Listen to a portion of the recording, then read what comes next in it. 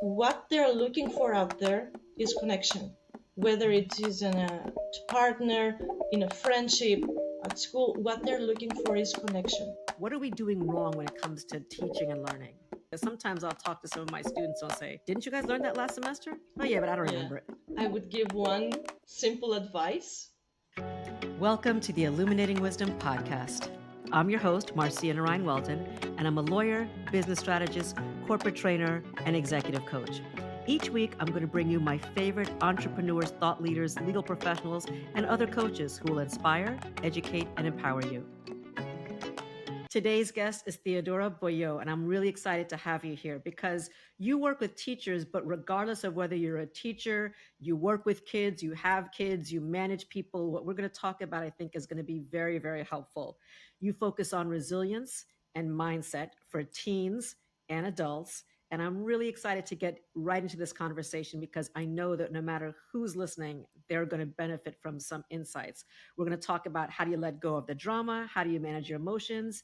How people actually learn and absorb information, and just all of the good work that you're doing in Greece. So you're actually in Santorini right now, correct? Yes, I'm in Santorini. I'm on holiday, working and having a holiday at the same time, which Wonderful. And is, and you yeah, are a and you dream. live in Greece, correct? I live in Greece. I live in Yes. Greece. So, and Greece is where democracy started, where education started, etc. So we know that you're going to have a lot of insight for us. And I will warn people, Mm-hmm. you might hear a plane flying overhead once in a while. That's okay because, again, she is doing this while she's on holiday. So what I want to start off with is, what is your why? Simon Sinek says we have to have a why. And I know Mm-hmm. from looking at your content and just looking at how you're glowing, if people watch the video, they can see you love what you do. But what is your why? And why did you get into working with teens and adults on mindset and resilience? First of all, thank you for this invitation, Marcia. It's been wonderful talking to you and connecting with your audience on this sensitive topic, I guess, because lots of teachers try to work on the cognitive part of the mind, but they forget that there is another door that opens the actual mind, which is the affective part of the mind. And once this door is open, then learning happens. And if we go back and reverse engineer everything we have learned so far, we will find out that this door was open and not of the cognitive part of the mind. It's not the logic that made us understand and remember things, but it was how we understood it at that present moment and how our senses picked everything, all the information, and stored it in the right place so that we can remember it and live with it. Because that's learning, living with something new, right?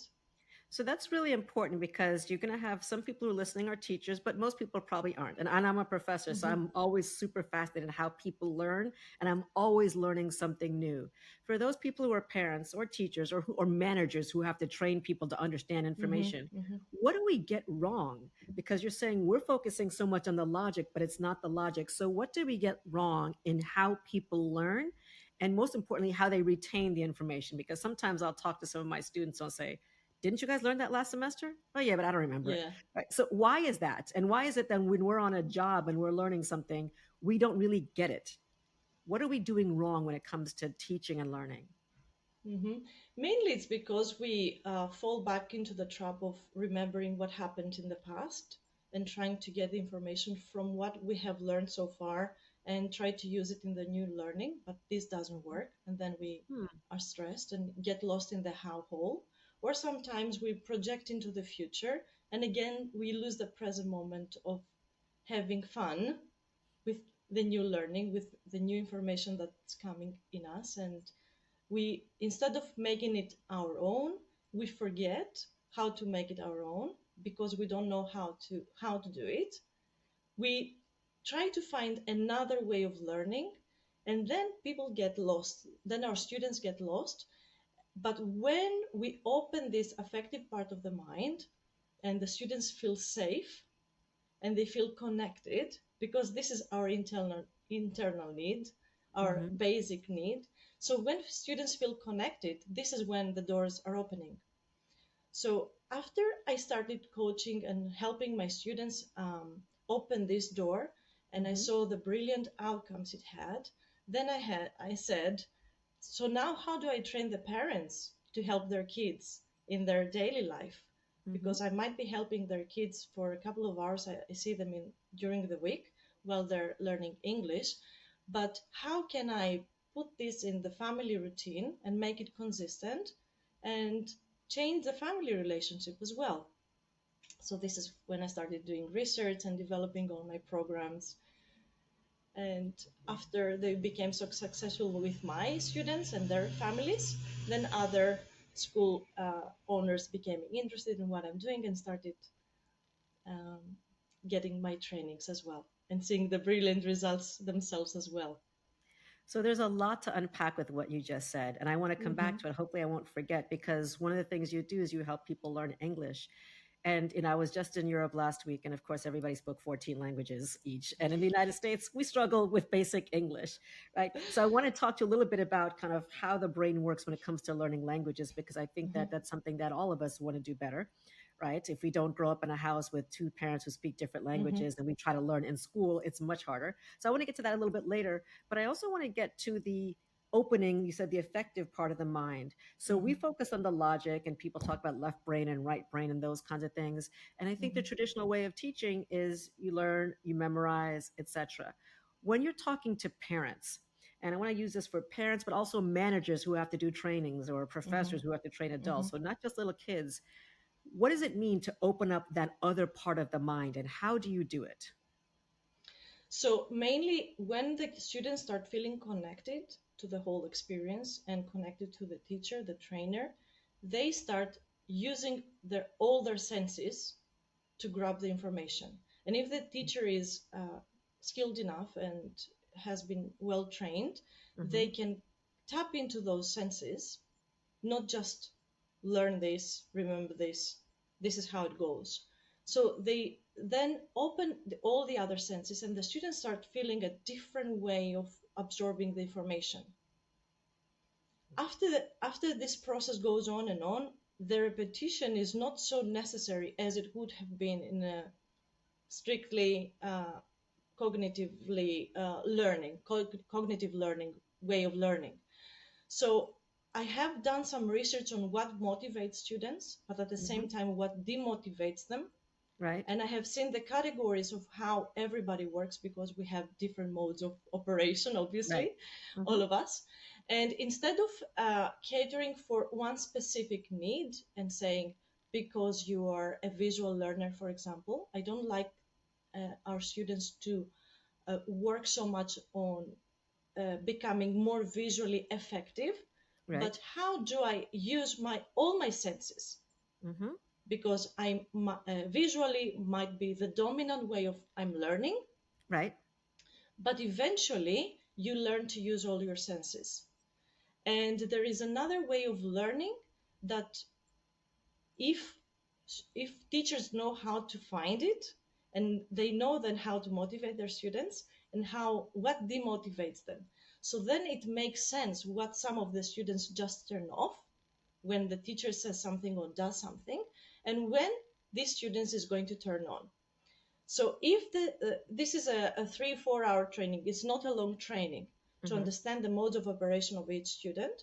And then this doesn't mean that I'm going to be giving the specific information for this student and the other information for the other student, but it means I'm going to be connecting the students in such a way that everybody is going to have a specific role in the team and everybody is going to be contributing to the work on the Mm-hmm. project in their own unique mode of operation. So let's say I have my son who's now 27, but when he was growing up, he Mm-hmm. struggled with math. I struggled with math. It was a disaster. Mm-hmm. How would I, so let's bring it down to something super practical for the parent who's listening, saying, all right, well, I don't have, Mm-hmm. training in how to be a teacher. How do I know how to help my son with his math homework by using his other senses? Because Mm-hmm. I remember one time I was thinking, how could you guys not know how to multiply? Don't you guys memorize them? Like I sat there for a month. I learned to Mm-hmm. memorize and I'm never going to forget it again. But they Mm-hmm. teach things differently now. So, how do I encourage, or how do parents help find out how to use the other senses? Is it because they're counting with their fingers? Are they singing something? Are they Mm-hmm. humming something? Are they touching something? Are they hearing things? What would you say for the parent who says, I'm really struggling with my kid, I can't afford an expensive tutor, what can I do differently now? What's one concrete thing you can recommend? All right, the key here is not to do anything. Ah, The there you parent go. doesn't need to do anything. Good. Parents are probably like, Yeah. thank God, this is much easier. Yeah, that's the key. That's the key, because when the parent tries to do something, they try to do it using their own filters and Right, their own mode of operation and their own mode of learning. right. And this is the disaster there, because the kid might be a kinesthetic and they might be learning and remembering while walking or doing this tap tap tap on the pencil. Mm-hmm. Same goes in the classroom with 20 students in the classroom and one of them is tapping the pencil. In that moment, if the teacher says stop tapping the pencil, it's as if he's saying or she is saying stop thinking. Ah, So the teacher then has to find another way, instead of demotivating the student and telling them stop thinking because what you're doing doesn't mm-hmm. annoys everybody and embarrassing the student should keep tapping, but something that doesn't make noise, for example. This is one idea of the whole Okay. concept, just to give you a concrete idea. So if the mother, for example, is a visual learner, she learned to multiply just by visually looking at, at the numbers when she was young, and now she wants her kid to teach her kid who is kinesthetic. Mm-hmm. This cannot be combined, because she will have them just sit down on the table and start Right, reading, right? right. Reading and studying, What's wrong reading with and studying that? until you get it right. Right. But then cortisol is released in the kid's brain, and then brain fog, everything, it doesn't work. The mother gets upset, the kid loses connection with the mother. That's it. No, I've never the experienced doors are anything like shut. that. I've never experienced anything like that, so I wouldn't know, but I'm sure other parents have. So that's very helpful because I think you're right. We focus on this is how I learned, this is how I was taught. It was good enough for me. It was good enough for Hmm. 60 years. Why can't you do it that way? But Yeah. let's switch topic a little bit. You also talk about building resilience and Hmm. authenticity. And I think those are words that are used kind of they're thrown around a lot. Everybody uses them. I use them all the time as well. Hmm. I worry about kids and adults, but especially Hmm. kids and young adults with resilience and with that grit. There's memes all over, social media about how Gen Z, the Zoomers, they really can't Hmm. deal with any Hmm. kind of Hmm. suffering. Everybody's got their own thing because, I'm Gen X and the baby boomers said terrible things about me. But is there something different with this generation of young adults, and we'll say people that are high school and below, in terms of how they learn, how they get resilience, and what can we do about that, whether it's as parents, as teachers, as neighbors, as friends? Because I think there's a crisis of some level of fragility and not being able to kind of overcome what seem like relatively minor challenges. I had a conversation with a student the other day who had a B plus in her class, and she was practically in tears because this is going to ruin her grade point average, even though she already has a job and is graduating. Hmm. And I'm thinking, a Hmm. B plus, you know, are we pushing our kids too much for achievement so that when they have something that is a setback, this B plus, it is a tragedy for them, or what's going on? Hmm. Again, I would say there's nothing we can do other than trust that the teenager is going to find their way out of this. If they get lost in social media all day long, there is an underlying need that needs to be covered. And most probably it's connection. So we have this need of connection, that we need to connect to feel that we fit in. And we have this fear of rejection. And I believe that most teenagers fall into this trap of going into social media to get the connection they're looking for. Mm-hmm. So if I train the parent to connect with their kid and build trust, so the kid should be allowed to use social media as much as they like, because I trust you that you're going to find something in there that you're going to use in your future. So then the kid feels connected and this need is nurtured in the house. So I'm not looking for validation and Hmm. connection outside my house. So they That's easily really get bored. interesting. That's Yeah. very interesting because there are, I believe, 40 school districts in 10 states in the United States that are suing many of the social media companies right now Mm. because of the mental health impacts they're seeing on students. Mm-hmm. And in the United States, suicide, I think, is the second leading cause of death, but for kids from 10 to 30, or some ridiculous statistics like that. And a lot of their, the claims are that the social media is a factor, right? And I think we are more connected than ever with social media and with Mm-hmm. technology, but more disconnected to Mm-hmm. the point Mm-hmm. where the Surgeon General of the United States has actually declared loneliness kind of an epidemic. And there are lots of statistics that talk about loneliness in Mm-hmm. in the home, in schools, in workplaces. So you talk about having parents get more connected, but is there a point where at some point it's too late? Because, we all love the little kids when they love us all the time and they hug us all day long. Mm-hmm. Mm-hmm. Then they get a little older, they barely want anything to do with us. So is there a point where it's too late for that parent to get that connection with their teenager, with their young adult? And how do you do that if somebody's listening today and it's like, this is not what I've been doing. I've been saying 2 hours on social media, 2 hours on TV. I want all your passwords. What are the first steps that the parents can take to build that connection when they don't have it? I would give one simple advice: hug. Hug. That's it. Hug. And a hug, they say the hug should last for about 20 seconds so that oxytocin is starting Mhm. getting released. I have another rule. I say hug until the kid says stop. Until the kid has, okay, I'm done. I have all I had. I I'm not hungry anymore, Mhm. because through the hug our hearts are connected. Mhm. This is the only way that we can be connected to our to the people around us. So Right. if the parents have this tip and they start connecting with their kid, hug, hug, hug after hug, it's never too late. It's never too late. And the kids' brains doesn't stop growing Mhm. until they're 28. So it's Mhm. never too late, right? Right. And if our kids are older than 28, there's still plenty of time to connect I and agree. I don't start think there's never hugging too again. late. It's Yeah, never it's too never late too as late. long as both parties are Yeah, willing.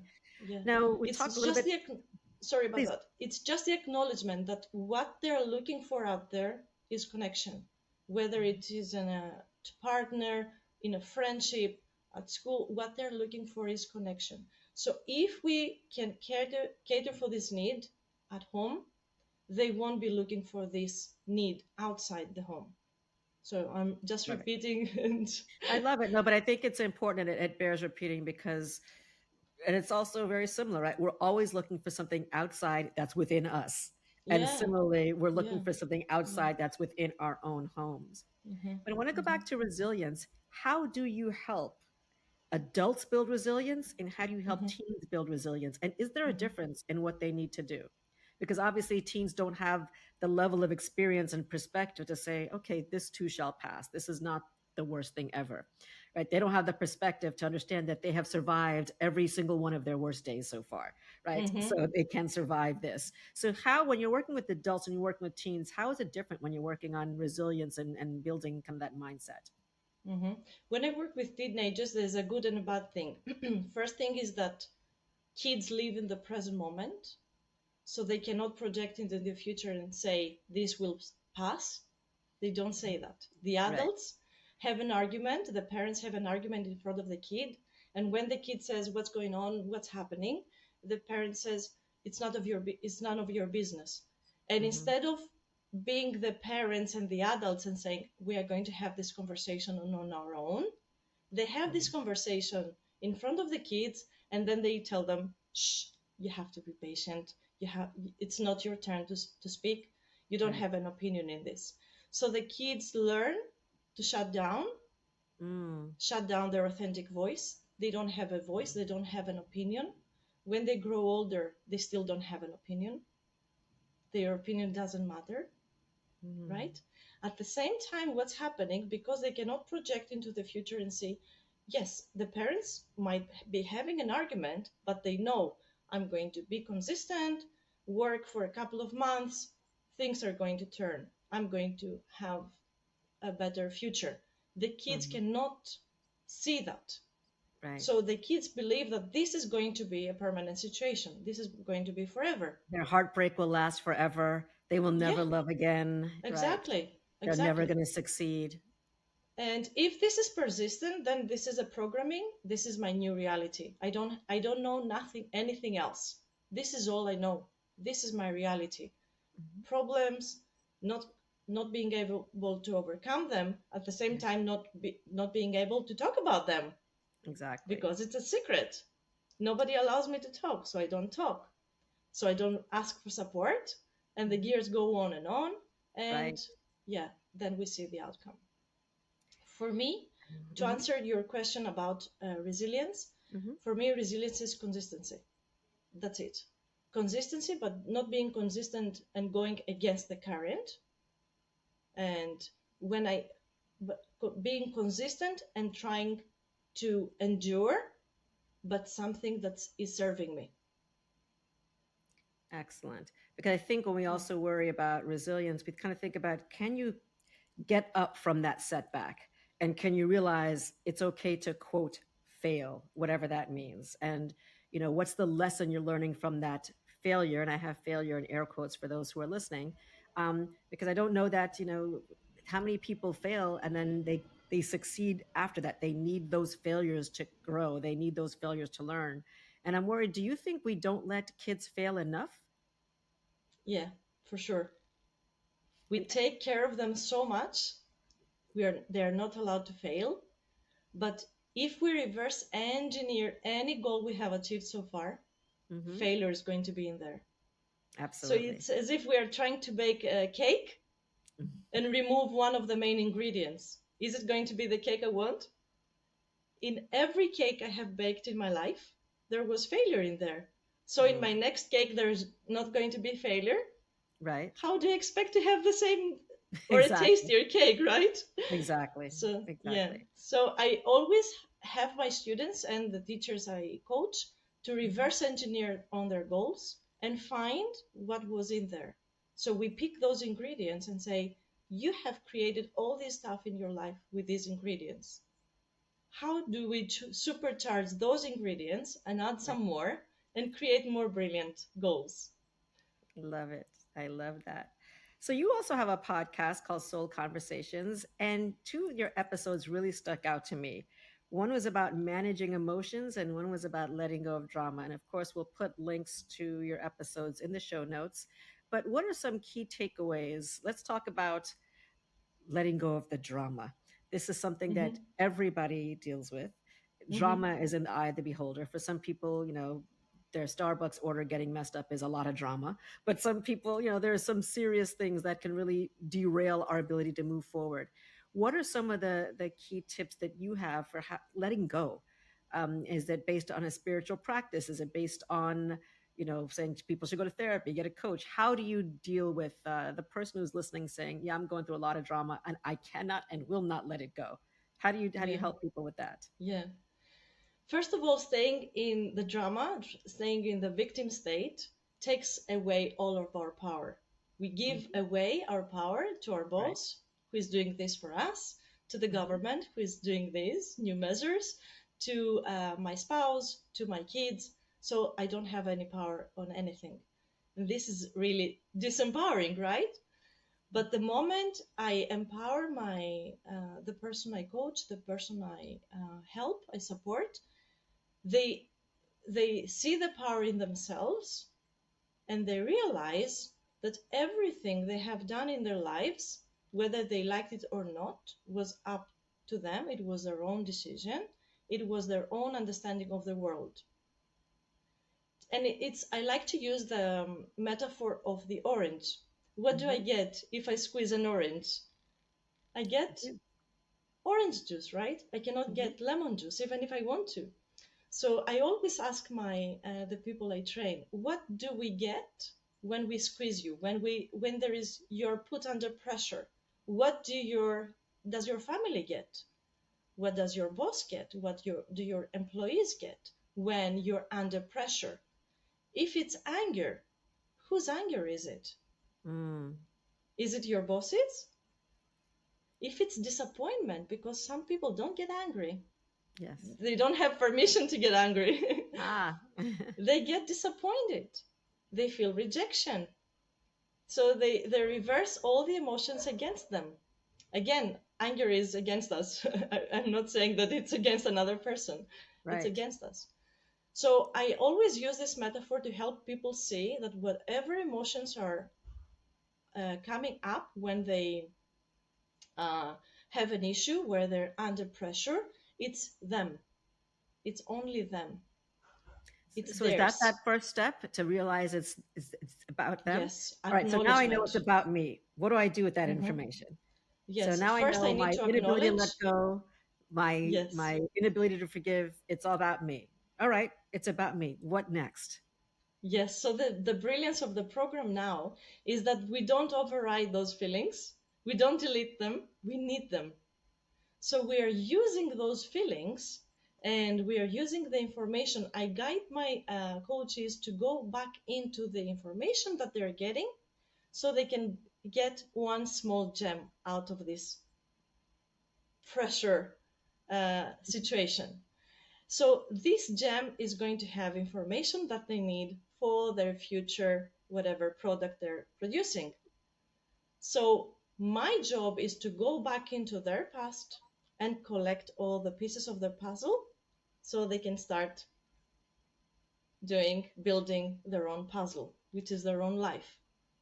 And at the same time, staying present and in their core, acknowledging, celebrating themselves, rewarding themselves for whatever they have achieved so far, so that the mind gives them more of this information.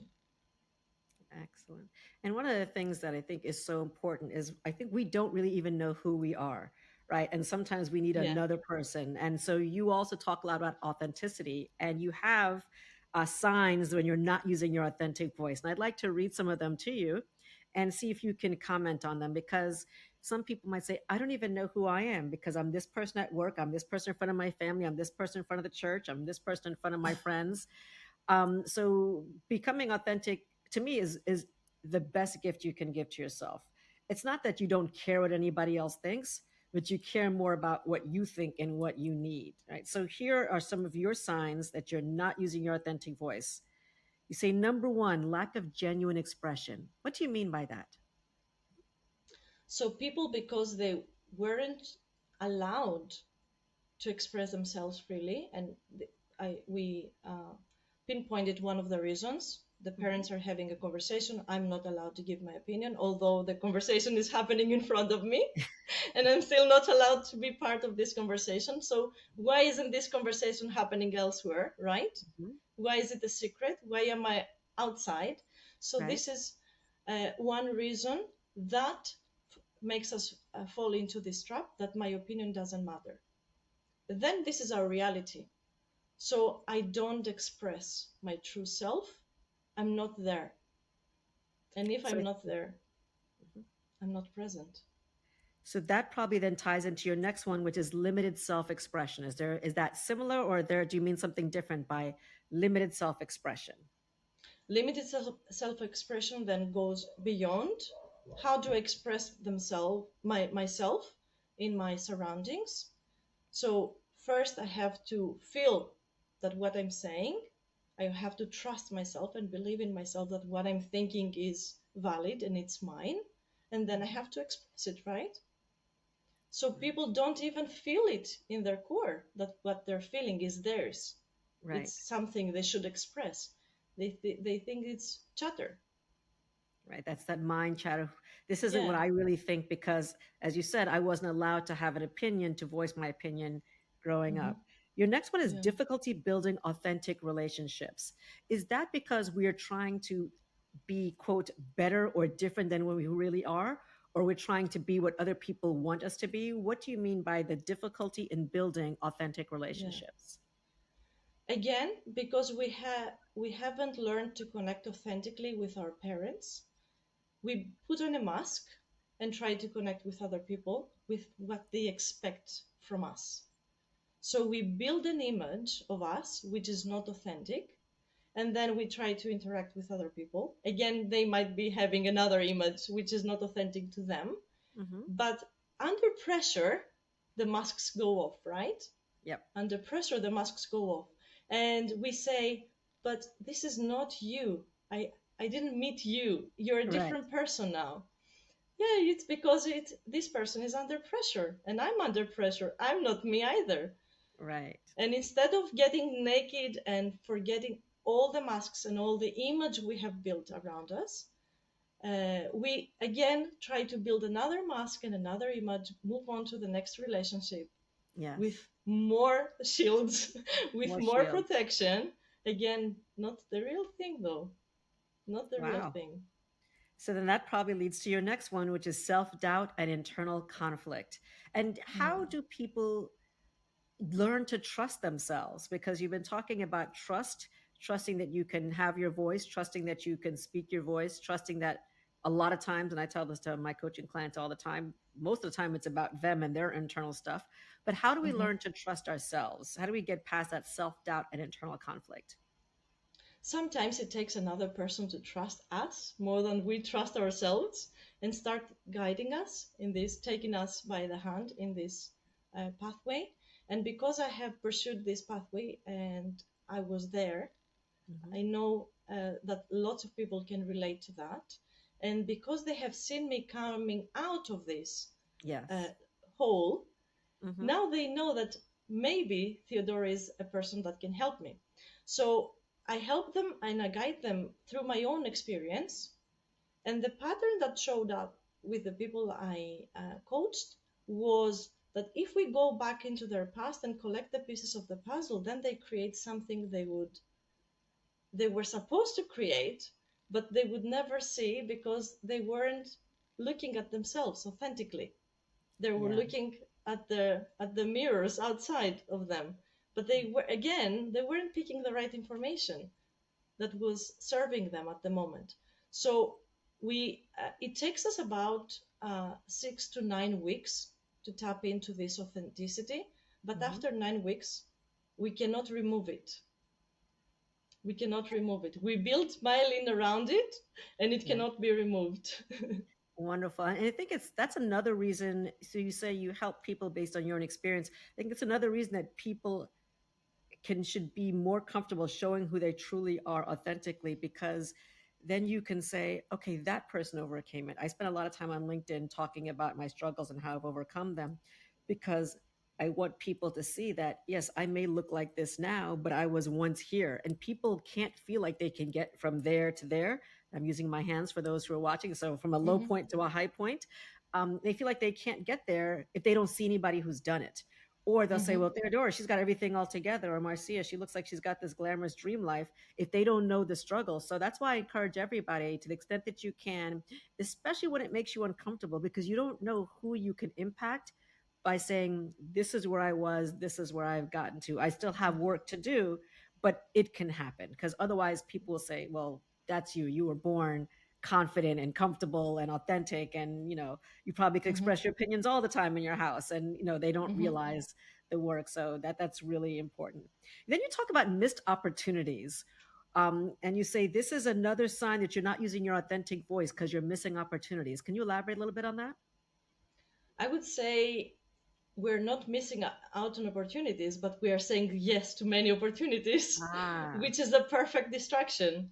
And we yes. say, I can do everything, but then we end up being a bee to everything and not excelling at anything like that would be our inner mission, right? I'm not excelling, Right. I don't mean excelling in a cognitive Hmm. way, but what's authentically ours. We are forgetting what's authentically ours because we want to fit in everybody's um, boxes, let's say. Again, it's Basically, the everybody's a connection. people pleaser then, in certain ways, because Yeah, we keep yeah. saying yes. And I think is that a bigger problem for women than for men, or is this a problem that men have as well?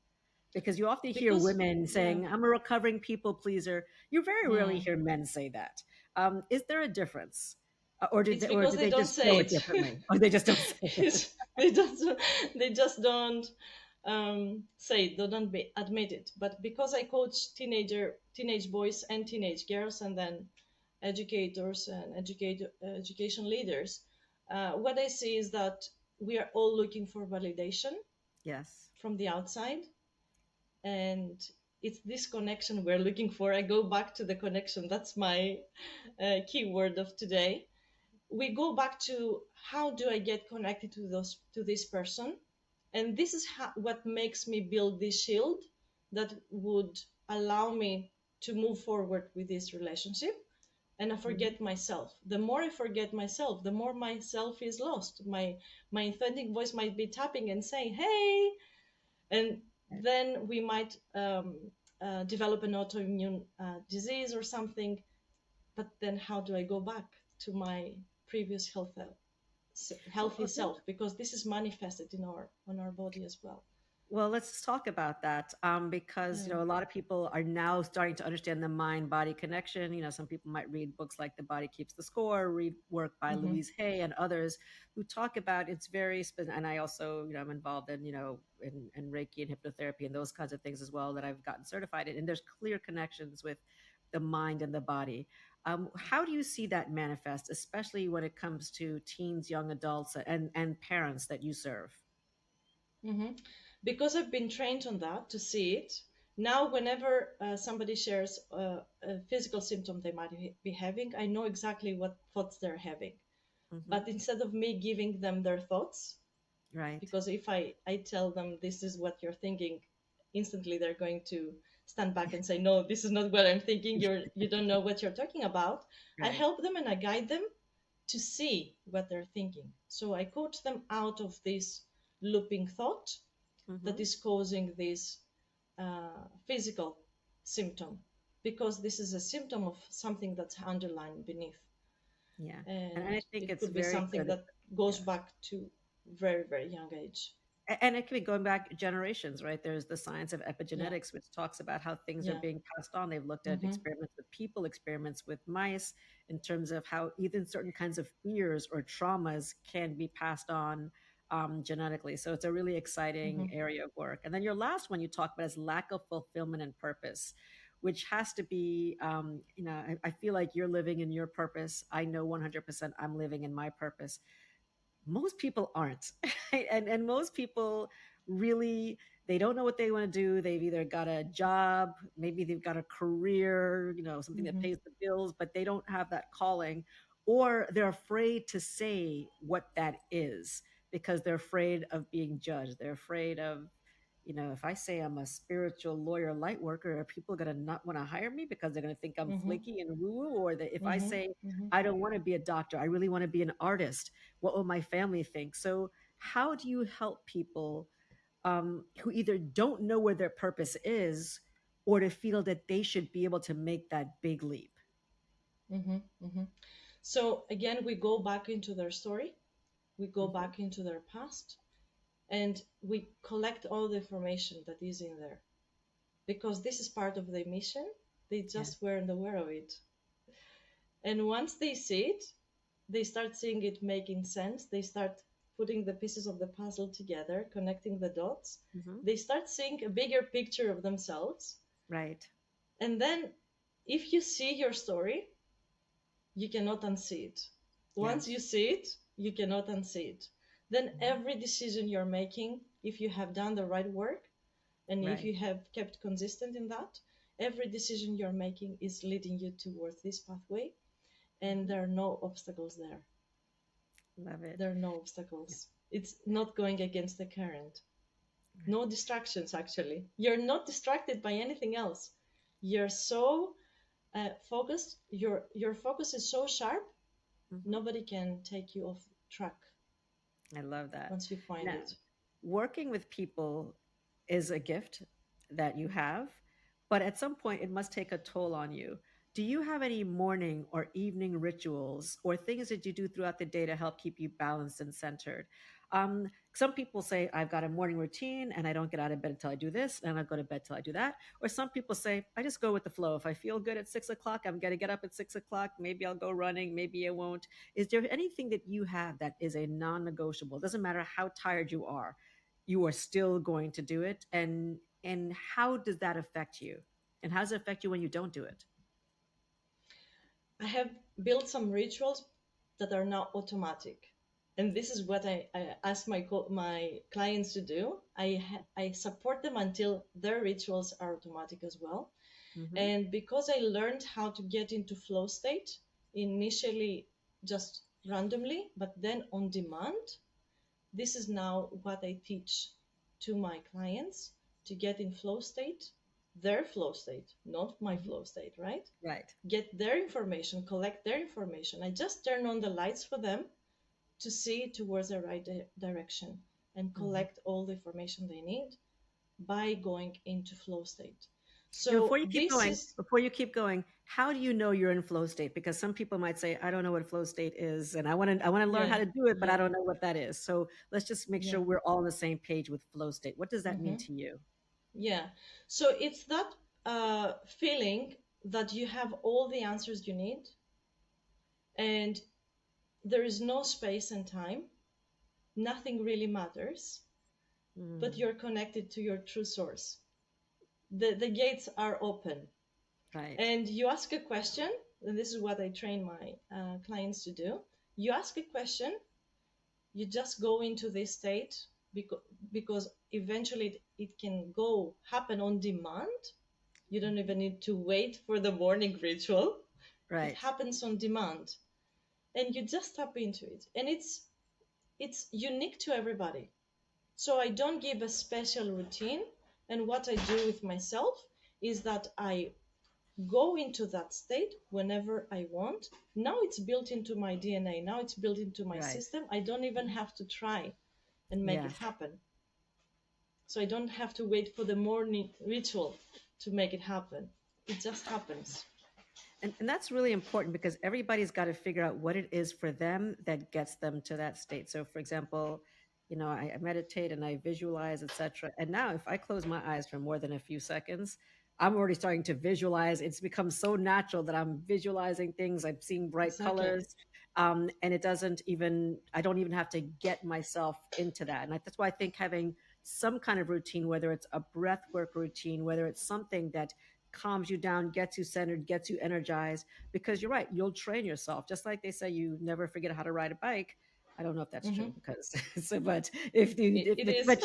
but you'll remember. You'll get like okay, and your body does it, which is why I tell people, figure out what helps to get you calm relatively quickly because that way, when Hmm. you're in the bad turbulence on the plane or something happens, your body and your mind naturally kicks in. So I think that's what you're talking about there. So that's Yeah, fantastic. yeah, yeah.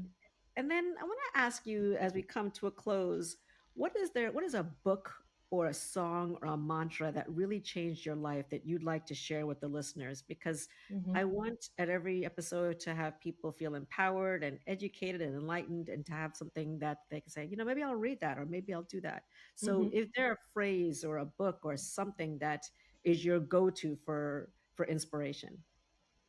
Yeah, definitely. One book that stood out really and changed my whole life is Think and Grow Rich. Yes. And I Napoleon was Hill? avoiding this book initially, Yes. although people recommended it because of the word rich. So imagine Mm, my money block there, right?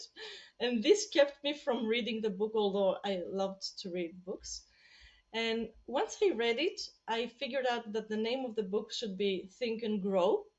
yes. And getting rich is just a byproduct of the work Absolutely. and the brilliance that you're going to encounter along your way, of the person you're going to become.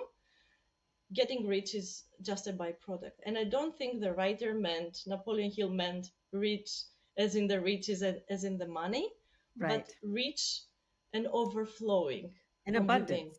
Right. And Yes, abundance. Yes. abundant. And Yeah. I love that. And it's Think and Grow Rich by Napoleon Hill. I like even better another one of his books, Outwitting the Devil, where he really talks about, and people like the devil, it's religious. That's not what it's about. He Mm, talks about your subconscious mind and all of those exactly. beliefs that hold us back. So we'll put links to both of those. And for people who don't like to read, you can actually listen to the audiobooks and you can also listen to them, I believe, for free on YouTube as well. And Hmm. I listen to Think and Grow Rich and Outwitting the Devil every single year. I do it every year. I keep listening. And each time I hear something else. Different. Um, Yeah, you get Absolutely. a deeper understanding of this book, and the more you if you know how to apply what Hmm. he is actually saying in this book, it's brilliant. It's brilliant.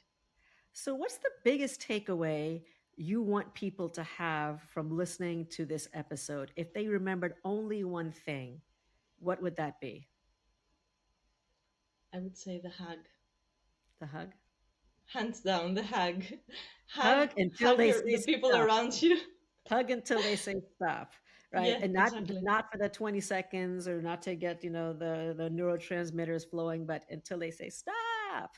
And I Yeah. think that's really good. And we should really, and especially a time when people have come out of the isolation of COVID. I know it's been, a year or so since people have been back outside, but I feel like we've forgotten how to be close and how to hug. And so Hmm. I think that's great. So Theodora, if people want to work with you, and we will again put links in the show notes. How can they Hmm. work with you? Um, if initially if they are teachers, they can connect with me, and they might want something on the skill set. But now I'm focusing on teachers' mindset, because this is, I think, is going to make the Hmm. changes. And I'm Yes. focusing on helping people create their projects, their products, their humanity plus products, because I believe that educators are going to bring the change in our world. I don't believe that people in technology or politicians are going to bring the change. I'm a firm believer that educators are going to make everything change eventually. So they can connect to me with me on social media. They can connect with me and start, maybe join one of my coaching groups, or Hmm. they might want to work with me individually. And we And will definitely provide the links. I know a lot of teachers who are very burnt out in the US who are leaving the profession because it's mhm, become so difficult. And I agree with you. I don't think there is any job more important than people yeah, who educate and who educate the leaders of the future. Right. yeah, And exactly. so what you're doing is really important work. And I know you also have resources for parents on your website. So we'll put all that there as well. Thank you so much, Theodora, for joining us today. We're going to remember to hug until they say stop. Yeah, We're going to yeah. remember to use our authentic voice. And we're going to remember to use all of our senses when we learn and when we teach, and not just focus on how we like to learn, but think about how does the other person need to absorb the And information trust and that trust. they are going to learn if we give them um, to the way to believe in themselves. They're going to trust, and they're going to learn whatever they want to learn. Absolutely. Thanks As well. again. Thanks so much for joining us. Stay tuned for the next episode. If you like what you heard, subscribe and share it with others.